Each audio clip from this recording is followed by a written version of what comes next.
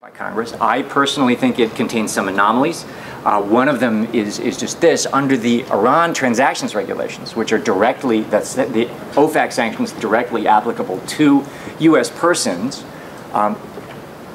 they are not, as the Cuban program is, applicable to your foreign subs. So the foreign subsidiary of a U.S. person, if sufficiently independent of its U.S. parent, is permitted under the Iran transaction regulations to do business with Iran and Iranian entities. The parent is still permitted to get dividends. It's still permitted to see after the fact information about those transactions and so on. The foreign subsidiary is not per se within the scope of the Iran transaction regulations.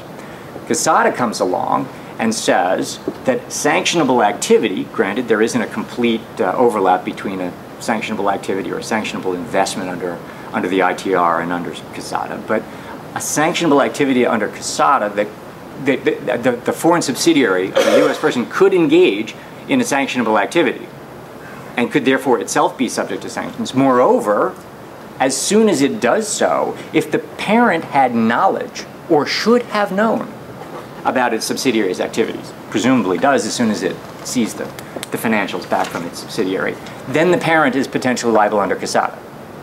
It is my personal view, without delving into the congressional record, that Congress probably didn't intend that.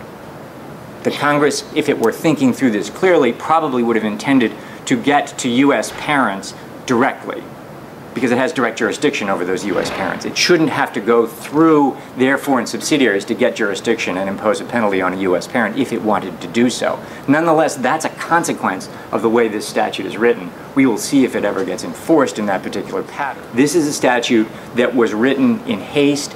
It was written with particular focus, with particular targets and focuses in mind, and is a very incomplete statute in terms of its implementation. We will all have to be waiting for State Department and OFAC to write regulations that get us through that.